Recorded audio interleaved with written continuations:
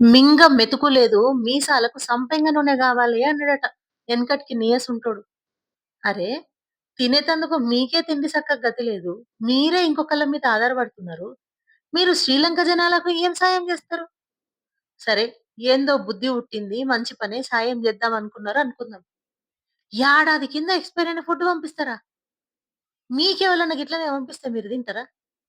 మీ దేశంలో గిట్లనే తింటారా? ముందే ఆడవాళ్ళు అరదలొచ్చి సచ్చిపోతున్నారు. ఇసొంటి ఎక్స్‌పైర్ ఫుడ్ తిన్న తర్వాత బతుకుతారా? అసలు మీ ఉద్దేశ్యం ఏంది? మీరు జేసే ఇంతోటి ఘనకార్యం దెల్వక ఎయిర్ స్పేస్ కోసం మీరు పర్మిషన్ అడిగితే మనోళ్ళు ఇచ్చిర్రు. ఎందుకు ఇసంటి నీసరి పనులు మీకు? మీ దేశంల డస్ట్ బిన్‌లు లేవా? ఎక్స్‌పైర్ అయిన ఫుడ్ పడేస్తందుకు? శ్రీలంక జనాలకు పంపిస్తారు. ప్రపంచ దేశాల నోట్లల్ల అందరి నోట్లలో తిట్లు పడతలేరు మీరు? ఆ! ఇంకా పాకిస్తాను ఇప్పుడు, ఎప్పుడు శ్రీలంకతోటే ఉంటది అని ఆ బ్యాగుల మీద కొటేషన్‌లొకటి. ఎందుకు? గిసొంటి ఎక్స్‌పైర్ అయిన ఫుడ్ మీరు పంపేతందుకా?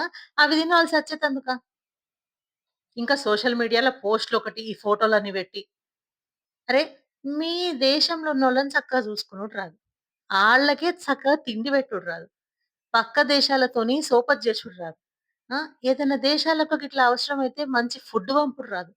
అసలు మీరు ఎందుకున్నారయ్యా? గంధపు చెట్లల్ల కలుపు మొక్క లెక్క.